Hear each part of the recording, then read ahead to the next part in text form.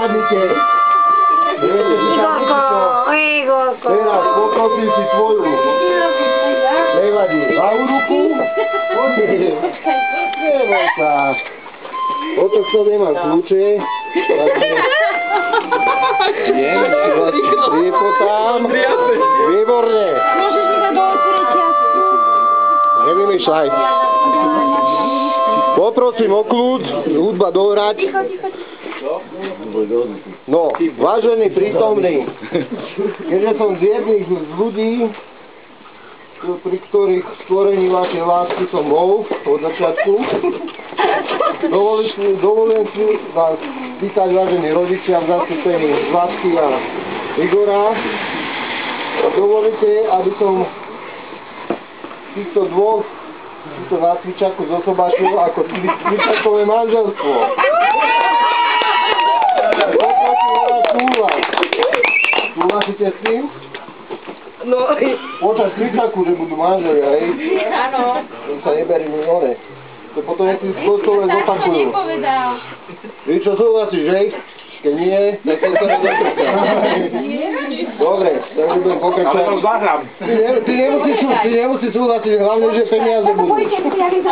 Dobre, milí snúbenci, Veronika a Tomáško, keďže ste spolu už neuveriteľne dlho, celých 365 dní a viac, vypovedal som pre vás v mocine zverenej cvičakový sobáš.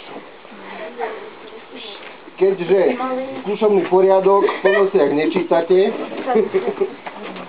predmanželské ponaučenie máte za sebou, samozrejme. Nakoľko vysvetľovať vám, ako včielka opeluje kvietok, netreba, týmto máte za sebou aj prípravu rodičovstva. Vidím, že ste tu obaja dobrovoľne. Prejdeme teda k obrade. Na začiatku som vás spútal putom vašej lásky, od ktorých mimochodom nemám kľúče. To doriešime neskôr. Takže pýtam sa teba, milá Veronika, berie si tu prítomného Tomáška za svojho cvičakového manžela, bude to milovať za cvič, až kým bude tento cvičak existovať? Odpoveď áno. Áno.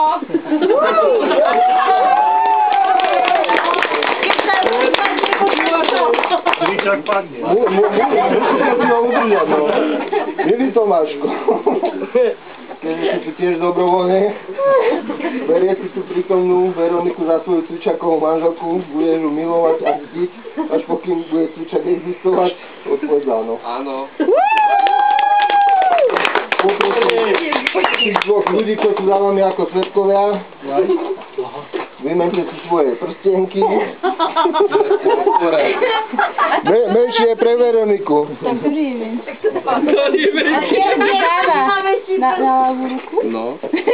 No, teraz rozmýšľajte. Ja som sa tiež neženil ešte, tak neviem. Spýtajte sa tých, čo sa... Ráno aj napravo môže sa, to je jedno.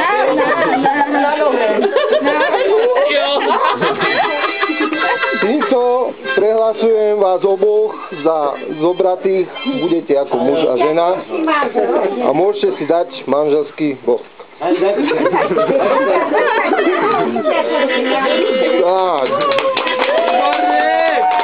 Dobre, ďakujem. Ďakujem.